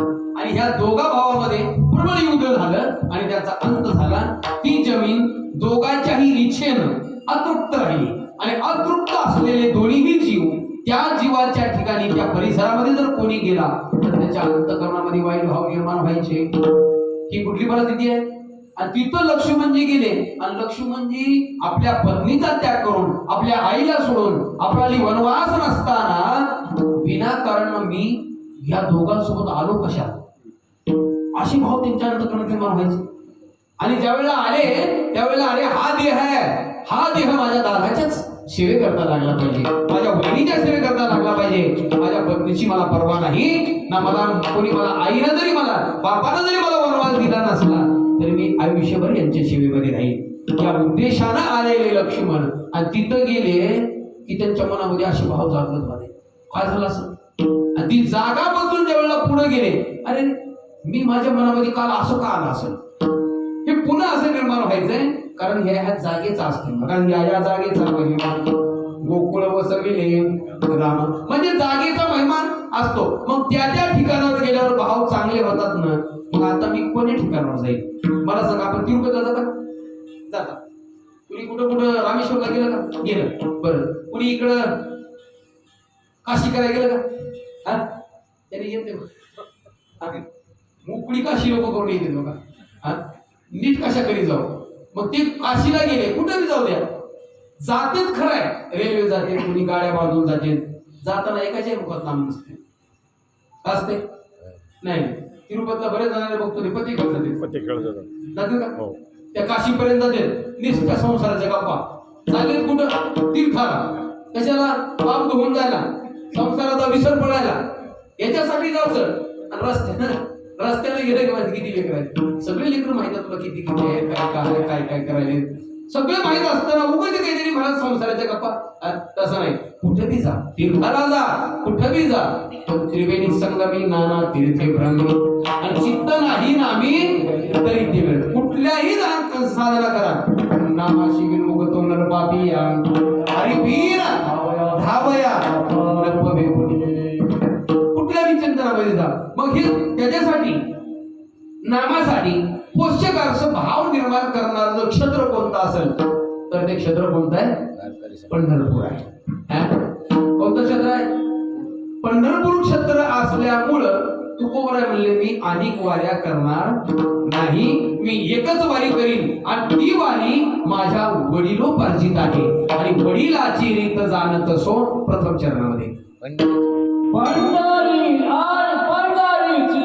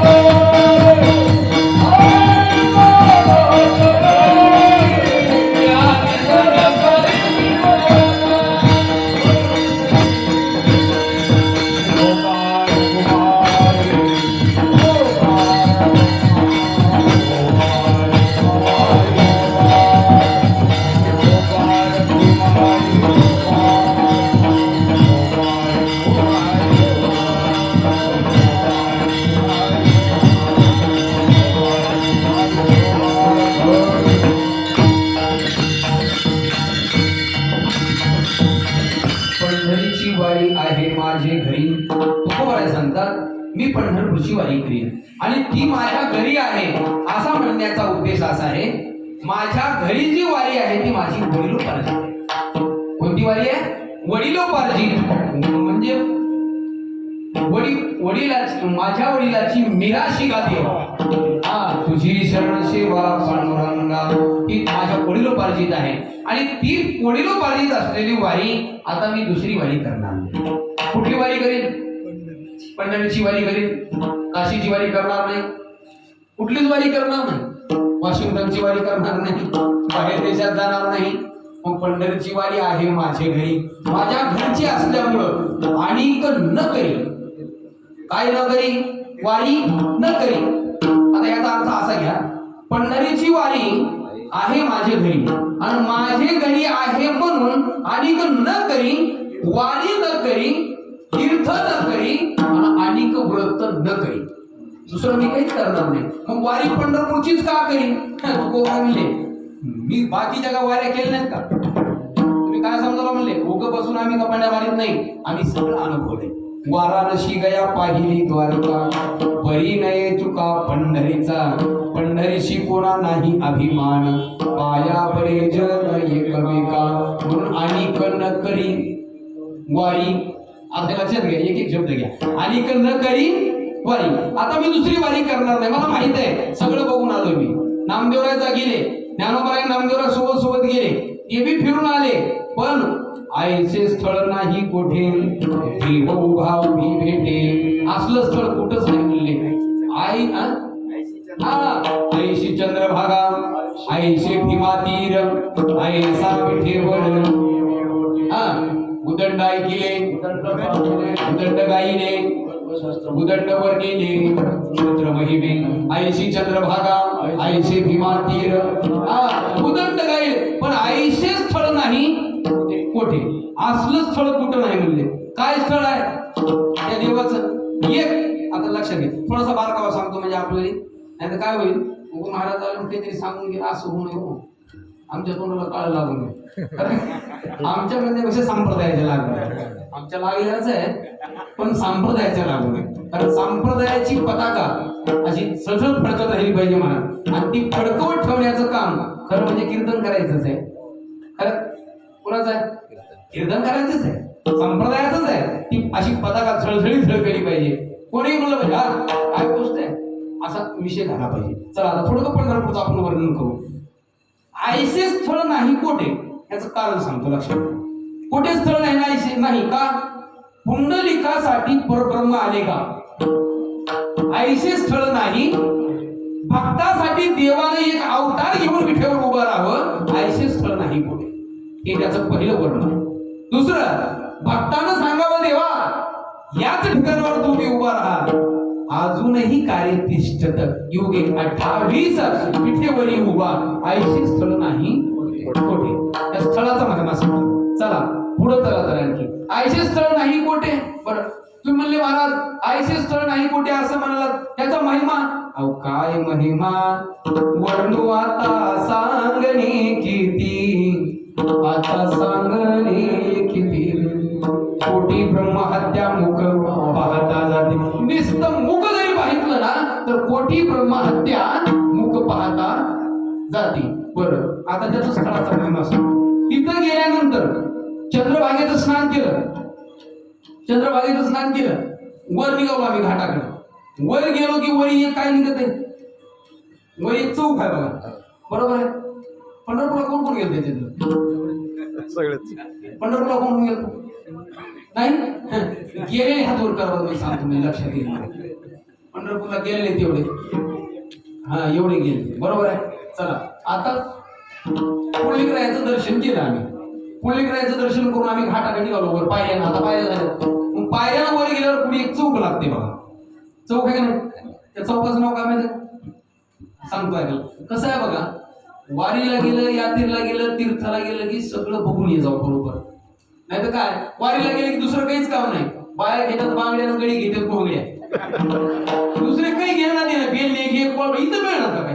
पंढरपूरला बेली पळपट मिळतात. तिथून सगळं इथून जायचं संसाराचा त्याग करून, आणि येताना संसारच बांधून. हे कुठं सांगितलं तुम्हाला देवाला? मग त्या जळोजी म्हणून चौक लागतो. काय लागतो? जळोजी म्हणून चौक. त्याच्या पुढे गेलं की उजव्या बाजूला हनुमंतरायाचं मंदिर आहे का नाही? आणि त्या हनुमंतरायाच्या मंदिराच्या समोर नंदी आहे. तर हनुमंतरायाच्या मंदिराच्या समोर तुम्हाला भारत देशामध्ये कुठंच नंदी दिसणार नाही, आणि फक्त पंढरपुरामध्ये त्याच हनुमंतरायाच्या समोर आहे. त्याचं कारण, आता कारण सांगायला गेलं की 15 मिनिट वाढत. सांगू का? कारण असं आहे की आपल्या संप्रदायाचे पहिले वारकरी जर कोण असतील तर भगवान शंकर आहे. ओम नमो शिवादी काबड घेतली खांदी, आणि नंतर मग ही वारकऱ्याची काय झाले मांदी आणि त्यांनी मिळवली. मग पहिले वारकरी ते आणि वारी करण्याकरता पंढरपूरला आले आणि येताना पुण्याच्या मार्गाने आले. आल्यानंतर कुठून गर्दी सुरू होते? आता तर रस्त्याला कुठे गर्दीच आहे, पण त्या काळामध्ये वाखरीपासूनच गर्दी सुरू व्हायची. एवढी गर्दी व्हायची की पार महाराज जवळजवळ पंढरपूरच्या आल्यांची गर्दी लागली. आता पार्वती आई साहेब म्हणल्या मला काही ह्या गर्दीमध्ये सहन होत नाही. भगवान शंकर म्हणले हे बघ तुला यायचे ते ये, नाही तर नको ये म्हणले, पण मी माझी वारी चुकू देणार नाही. मग पार्वतीला म्हणले इथंच बस, पण चुकशील म्हणले, कारण वारीमध्ये माणसं जे नवीन आलेत का नाही त्याला लोक काय म्हणतात हे टोल आहे बघ, की अमुक अमुक दुकान आहे बघ, इथंच बसायचं, इथून हा चुकतोस बघ, हल्लाच काय होते चुकतोस. पार्वती आई सगळं सांगितलं हे बघ इथंच थांबायचं, हे तळ आहे, त्या तळ्याच्या काठावर बसायचं. आणि त्या तळ्याला पुन्हा पार्वती आई साहेब बसल्यामुळेच नाव दिलं पद्मवती. साक्षात पद्मावती त्या ठिकाणी विराजमान झाली म्हणून तिला काय झालं पद्मतळ. इथे एक पद्मतळ आहे आणि आळंदीच्या बाजूला एक 6 किलोमीटर पद्मावती आहे. आणि ती बी पार्वती आई साहेबच आहे. येथे त्रिवणी गुप्ता असे भैरवापासून भागीरथी बसे, पूर्ववटी जे माया दिशे ते प्रत्यक्ष जाण पार्वती. मग त्या तळ्यावर पार्वती आई साहेबला बसविलं आणि नंदीवर बसले आणि गणपती सोबत आहे.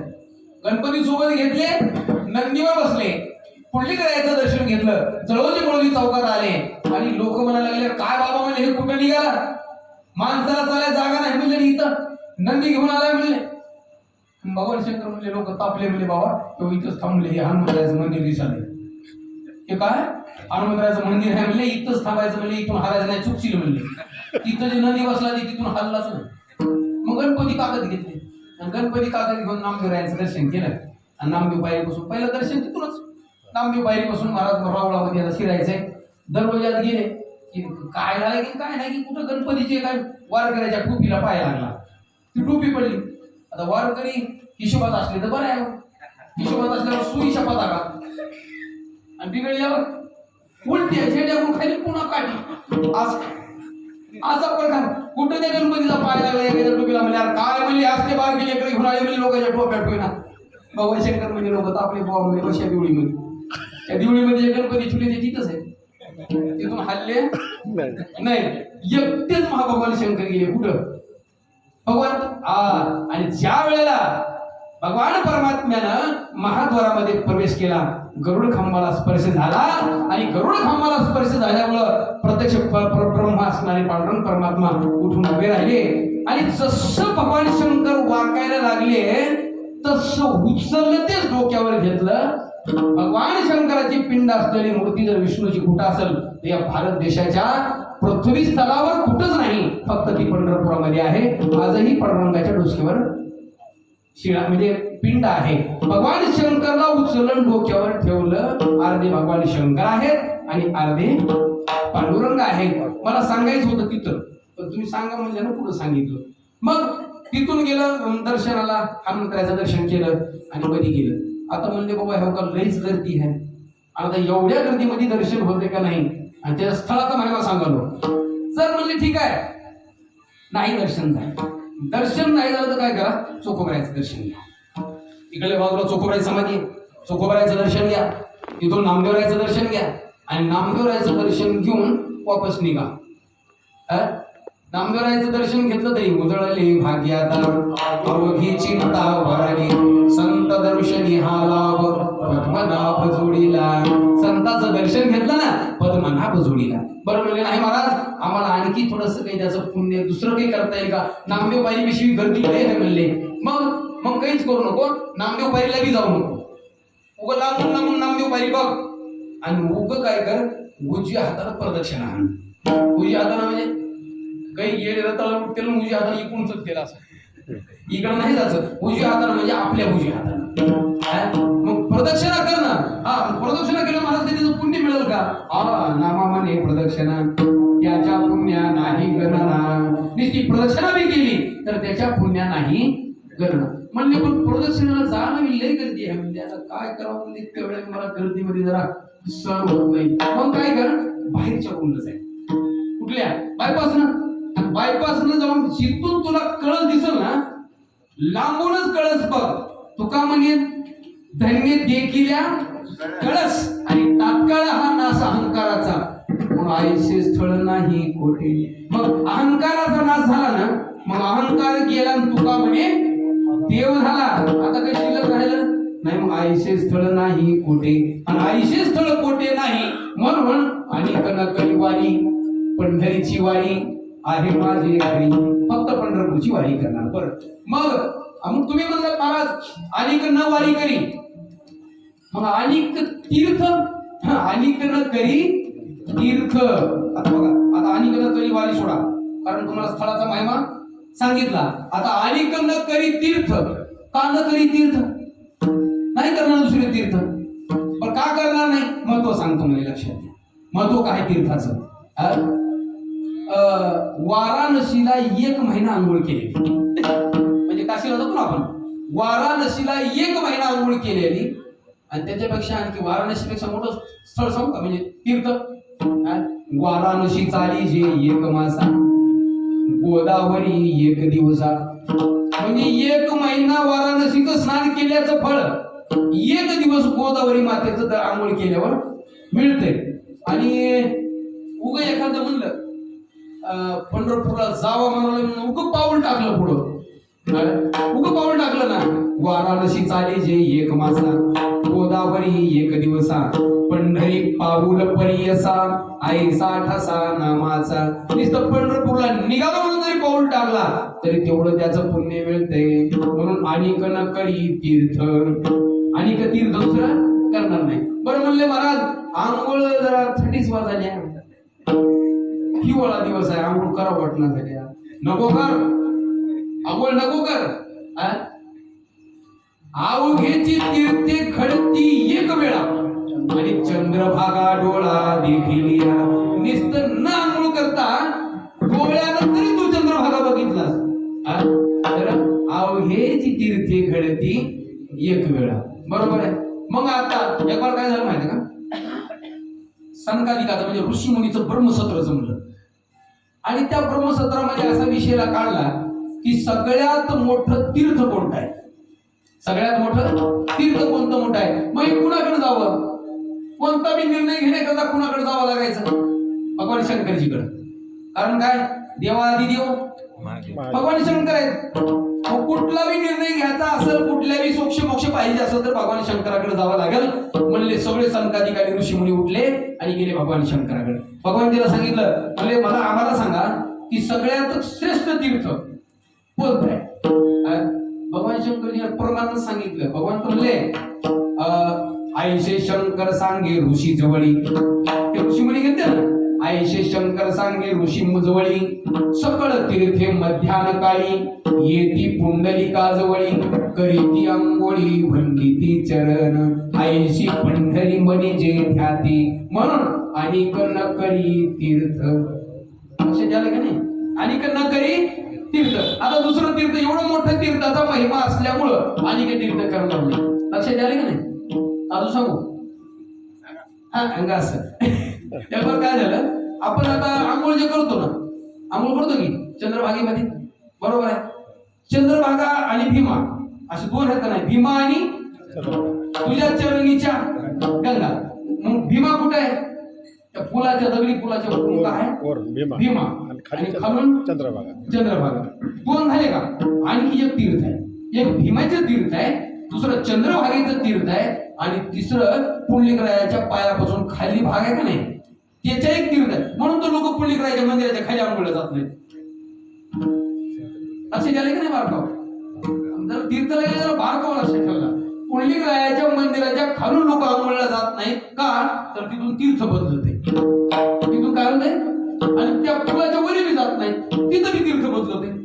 तिकडे भीमा चालू होते, आणि त्या पुंडलिकरायाच्या मंदिराच्या खालून लोहदंड तीर्थ होते. कोणतं तीर्थ आहे? लोहदंड तीर्थ. आणि मधल्या तीर्थाला चंद्रभागा तीर्थ. बरं, मग पहिली सगळी भीमाच होती.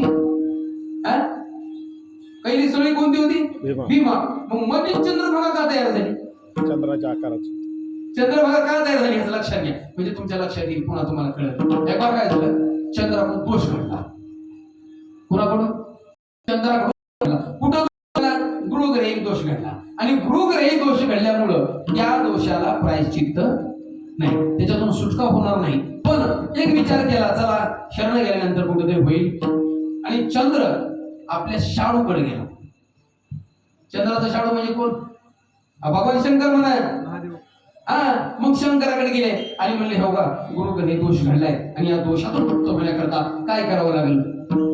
त्यांनी मोठेपणा दिला, त्याच्यातले मोठेपणा होता. शिवाने गिळेले हाला हाला म्हणून विष्णू झाला निळा. आणि दुसरा खोचक मार सांगू. खोचक मार, खोचक मार म्हणजे आपल्या व्यवहारामध्ये म्हणतात बघा, नाक दाबून असा मार असते नाही, तसला मार सांगतो. शिवाशी भजला विष्णू दुराविला अध्यपात झाला तयानरा. किंवा विष्णूशी भजला शिव दुराविला, तरी बी आद्यपात म्हणजे आद्यपत्नाला नरकाला जावं लागल.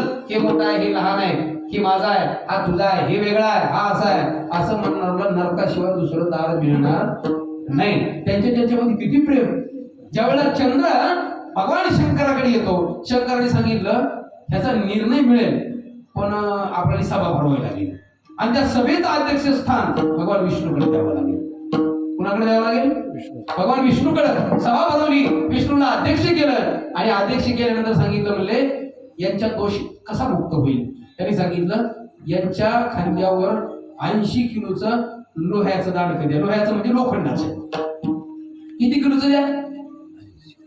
80 किलोचं. म्हणजे त्या 80 किलो त्या काळामध्ये काही नसेल ना, कारण आमचे वडील आणि आमच्या वडिलांच्या वयाची माणसं आम्हाला काय म्हणायची, अगं कुंटलाचं पोतं असं कानाला धरून आम्ही उचलत होतो म्हणत होते का नाही. आता कालांतरानंतर लोक म्हणते ह्याला अंधश्रद्धा आहे म्हणते. काय म्हणते? अंधश्रद्धा. आणि कुंटलाचं पोतं कुठे हाताने उचलत असते का? कारण ह्याची कॅपॅसिटी नाही.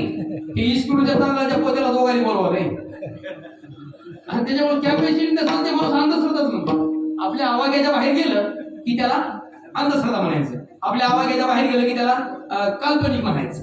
अशा गोष्टी लोकांनी झाल्यात. उगाच फुकटचे पुस्तकं तुकाराम चाललेले, फुकटचे पुस्तकं तुकाराम चाललेले जे असतात ना, हे सगळे त्याच वाटेवर चालत असतात. चला आपला विषय ते नाही. मग त्यांनी सांगितलं, म्हणले चला भगवान विष्णूला अध्यक्ष केलं आणि सांगितलं, म्हणले 80 किलो लोखंडाचं दांडकं खांद्यावर घ्यायचं, प्रत्येक तीर्थामध्ये बुडवायचं. ज्या तीर्थामध्ये हे दांडकं तर त्याच तीर्थामध्ये सचेल आंघोळ करायची. तुमचे सगळे दोष जातात. काशीपासून निघाल, गंगा, सिंधू, सरस्वती, यमुना, कावेरी, नर्मदा, शरयू, महेंद्रतनया, चर्मवती, वेदिका, महासुप्रवती, नदी, ख्याता, गया, गंडकी, पूर्णा, पूर्ण, आसना, तिथून गोदावरी झालं, गोदावरीतून मांजरीत गेलं, आणि मांजरीतून असं बार्शीत शिरलं. बार्शीत शिरल्यावर कोणीतरी म्हणलं इथं एक तीर्थ आहे म्हणून, इथे तीर्थ आहे असं कोणीतरी म्हणलं.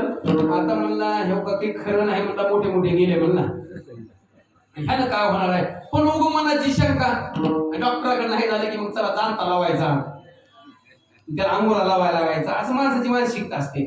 मध्ये गेलं पंढरपूरला, आता अलीकडे लोक आंघोळ करू लागले. याला वाटलं काय प्रकार आहे की लोक माझ्या मागे लागले, म्हणून काय केलं, पुण्यग्रहाचं दर्शन केलं, लोक मंदिराच्या आडून गेलं. कोण कोण? चंद्र म्हणा मंदिराच्या आडून गेलं, म्हणून टाकून दिलं. दांडकं तरलं की दांडकं तरल्याबरोबर मोठा श्वास घेतला आणि सचेल आंघोळ केली आणि म्हणला बरं झालं, म्हणलं बाबा पापातून मुक्त झालो. चंद्र के दोष भागा, इसीलिए चंद्र भागा, दुसरं कुठलंच कारण नाही. चंद्राचे दोष ज्या ठिकाणी गेले त्याला चंद्रभागा नाव पडलंय. आणि तिथून वरी चंद्रभागा एवढ्या तुकड्या, आणि तिथं त्याला लोहदंड तीर्थ म्हणजे लोहाचं दांड जिथं तरलं त्याला लोहदंड तीर्थ नाव दिलं. एवढा मोठा तीर्थाचा महिमा असल्यामुळं तो कोपरायण म्हणतात आणि कनकरी तीर्थ. आज दुसरं तीर्थ आम्ही करणार नाही, आम्ही दुसऱ्या तीर्थाला जाणार बी नाही. बरं, मग तीर्थ दुसरं करणार नाही, व्रत दुसरं. व्रत तर सोपं आहे म्हणले. कोणतं व्रत आहे? व्रत एकादशी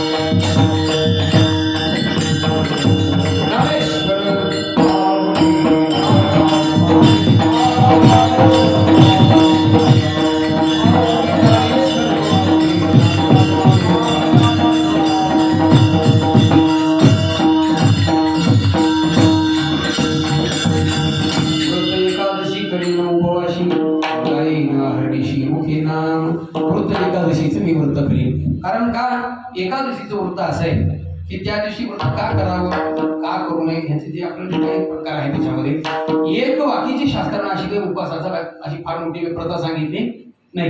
पण एकादशी उपवास अशी याच्याकरता सांगितले कारण कोणी म्हणेल ना महाराज एकादशीचा उपवास करायचा ठीक आहे मग कसा करायचा कसा करायचा शास्त्रानं 2 वेळा भोजन सांगितले एकादशी दिवशी. किती वेळा शास्त्रानं काय सांगितलं 2 वेळा एकादशी दिवशी भोजन करायचं. सकाळी एक बार झाली एकादशी. शास्त्रातलं भोजन सांगतोय का रात्र जागरणम दिवच हरी कीर्तनम इति द्वय्य भोजन हे 2 प्रकारचे भोजन शास्त्रानं सांगितले. एकादशी याच्याकरता धरायचं कारण काय झालं प्रत्येकाची महिमे होऊ लागली प्रत्येकाची कुठं ना कुठं व्हावा होऊ लागली प्रत्येकाचे उत्सव होऊ लागले आणि उत्सव होत असताना सगळे पाप आपण परमात्म्याकडे गेले. पाप उपपाप महापाप हे तिघ भगवान परमात्म्याकडे गेले आणि त्यांनी सांगितलं म्हणले आम्हाला बी उत्सव करायला काहीतरी जागा द्या आम्हाला बी. ते म्हणले तुम्हाला काय जागा द्यावी म्हणले तुम्ही दुनियाचे पापी सगळ्या जगाचे पाप तुमच्याच डोसक्यावर तुम्हीच घेतलेले तुमच्या एवढं पापी जगात कोणी नाही आता तुम्हाला काय उत्सव करण्याची आम्ही तुम्हाला मुभा द्यावी. त्यांनी म्हणजे सांगा नाही म्हणजे काही बी करा तेवढीवर आमच्यावर कृपा करा कुठेतरी आम्ही उत्सव केला तर आम्ही सुधरू आम्हाला दिसला कधी महिमा माहीत होईल याच्याकरता आम्हाला कुठेतरी जागा द्या. भगवंतानं सांगितलं देतो जागा तुमच्या मनावर जागा तुमच्या मनावर. बरं म्हणजे ठीक आहे जागा तुमच्या मनावर आणि पण तिथी माझ्या मनावर. जागा तुमच्या मनावर आणि तिथी मग आणणारी मी त्या सगळ्या पापाने विचारलं जागा कुठं पाहिजे जागा कुठं पाहिजे म्हणल्यावर ते हे होते का नाही पाप ते पाप म्हणले एक पाप उठला त्यानं म्हणला मला गुलाबजामुन मध्ये जागा पाहिजे. दुसरा उठला त्यानं म्हणला ज्वारीच्या भाकरी जागा पाहिजे. तिसरा उठला त्यानं म्हणला गव्हाच्या चपातीत जागा पाहिजे. त्याच्यामध्ये पोळीमध्ये चपाती का पोळी चपाती नाहीतर मग त्या चपातीला पोळी म्हणल्यावर मग पूर्णाच्या पोळीला का पोळी म्हणणार त्याला काय म्हणणार. म्हणजे प्रत्येकाने जागा मागितली. असं करता करता अन्न हे पूर्णपणे पापानी गच्च झालं आणि त्याने सांगितलं आम्हाला अन्नामध्ये जागा द्या. ठीक आहे भगवंतानं सांगितलं तर असतो आम्हाला अन्नात जागा पण किती माझ्या मनावर आहे. देवानं सांगितलं एकादशी दिवशी कधी एकादशी दिवशी म्हणून अन्न एकादशीच्या दिवशी खाणं म्हणजे पाप खाणं. मग त्या दिवशी आपण काय करायचं काही नाही महाराज आपण उपवास धरायचा. जरी आपल्याला एखादी वेळा फल आहाराचं शास्त्रानं मुभा दिलेली आहे परवानगी दिलेली आहे. फल आहार पण त्याचं रूपांतर होऊन बसलं फराळ. काय झालं फल आहाराचं फराळ झालं. तसं तर फराळ म्हणजे हे नंतर जे इंग्रजी शब्द म्हणजे आला का नाही हे पाश्चिमात्यातून कोणता नाश्ता मुळामधला शब्द फराळच आहे. मुळाचा शब्द काय फराळ म्हणजे कमी खाणे ह्याला फराळ म्हणतात आणि भरपूर खाणे ह्याला जेवण म्हणायचं. असे हे मराठी शब्द आहेत कोणते शब्द आहेत सगळे. मग त्याच्यामुळे आपण काय करायचं एकादशी ही त्रयी दिनी असं शास्त्रानं वर्णन केलंय. 3 दिवसाचा उपवास आहे. दशमीला 1 वेळा एकादशीला निरांकार आणि बारशीला 1 वेळा कुटुंबांगणाला वगैरे अशी भरपूर आपल्याला त्याच्यामध्ये उदाहरणं पाहता येतील. म्हणून एक व्रत करायचं ते व्रत म्हणजे एकादशीचं व्रत. तुकोबा म्हणतात आम्ही ते करू व्रत एकादशी करीन उपवासी गायीन हरणीशी मुखी नाम. आता उपवासी या शब्दाचा अर्थ तुम्हाला दुसरा एक अर्थ सांगतो म्हणजे लक्षात येईल. उपवासी या शब्दाचा अर्थ होतो उपनाम समीपे कर्णमकार उच्चते. शास्त्रकार सांगतात उपनाम समीपे म्हणजे त्याच्या जवळ जाऊन साधना करणं याचं नाव ही उपवास आहे. आणि त्याच्यातला अपभ्रंश शब्द सांगतो उपहास. उपवास आणि उपहास याचा तिरस्कार करणे याला म्हणायचं उपहास आणि त्याचा स्वीकार करणे त्याच्या जवळ जाणे याला म्हणायचं उपवास. त्या दिवशी काय करायचं त्या दिवशी काहीच करायचं नाही. नाम विठोबाचे घेईन मी वाचे बीज कल्पांतीचे तुकावणे. त्या दिवशी नामस्मरण करायचं आणि नामस्मरण करता करता करता करता आपलं जीवन व्यतीत करायचं. नामासारखं दुसरं साधन जगामध्ये नाही. नाम कुठंही घेता येते मंदिरात घेता येते घरी घेता येते कुठंही महाराज चालता बोलता कुठंही घ्या. हरी बोला देता हरी बोला घेता दळीता कांडता भांडता हरी बोला कुठंही हरी बोला. मुभाय महाराज नलगी आंघोळी तोंड धुवावे त्यासाठी काही आंघोळ सुद्धा करायची गरज नाही. कोणत्याही वेळेला काळ वेळा नाम उच्चारिता नाही आणि दोन्ही पक्ष पाही उदरती म्हणून आपण नामस्मरण करावं. नामस्मरणाचा फायदा सांगतो तुम्हाला बारीक एकाच शकंदामध्ये. काही नामस्मरण घेतलं की माणसाचं चित्त शुद्ध होते. नामस्मरण केलं माणसाच्या अंतःकरणातली विकार वृत्ती नष्ट होते. नामस्मरण केलं की चित्ताला समाधान मिळते. नामस्मरण केलं की आतचे जे विचार आहेत हे विचार नकारात्मक न येता विचार सकारात्मक येतात आणि सकारात्मक विचार ही माणसाच्या प्रगतीला कारणीभूत ठरतात. म्हणून माणसानं नामस्मरण करावं. चिंतने चिंतने तद्रुपता. तुका म्हणे चित्त देह निरसने चिंतने चिंतने तद्रुपता. म्हणून नाम विठोबाचे घेईन मी वाचे बीज कल्पांतीचे तुका म्हणे यथावत यथावकाश. पहिला दिवस आहे. लोक म्हणतील महाराज पहिल्या दिवशी महाराजांना 10:30 ओलांडून गेले. आता उद्यापासून यायचे नाही नसल्याला भानगड होईल. पहिला दिवस असल्यामुळं फक्त पत्रवळ्या टाकायचं काम केलंय मी. काय केलंय? पत्रवळ्या टाकायचं काम केलंय. आता उद्यापासून अनेक पदार्थ ह्याच्यावर मोठे मोठे कीर्तन करायचे आणि ते सगळे पदार्थ ह्याच्यावर का पडणार? येऊन पडणार. कोणतेही पदार्थ कसले बी आले ते आपण टाकलेल्या पत्रवळीवरच खावं लागतं. एवढी पत्रवळी मांडता येईल असा विषय आहे. समस्त ग्रामस्थ मंडळी याच्यामध्ये या नगरातील महात्मा बसवेश्वर नगरातील जे साधक मंडळी आहेत सर्व याच्यातले संयोजक नियोजक आयोजक भक्त मंडळी सर्वांच्या सहकार्यानं या कार्यक्रमाचं आयोजन आहे. आणि याच्यातली पहिली सेवा माझ्याकडे आली. जशी परमात्म्यानं सद्बुद्धी दिली त्या पद्धतीने मी अभंग सोडण्याचा प्रयत्न केलेला आहे. परिसरातील म्हणण्यापेक्षा मुखेड तालुक्यातील असे एकाहुनी बळेरे सगळी जुनी साधक मंडळी आहे. जुनी गायनाचार्य मंडळी आहे. वादक मंडळी आहे. त्याच्या आमच्या माता भाऊंनी काही ना काही महाराज जराईच्या रूपात मुक्ताईच्या रूपामध्ये उभे आहेत. आमच्यासोबत आलेले हे आमचे मारुती तुपेकर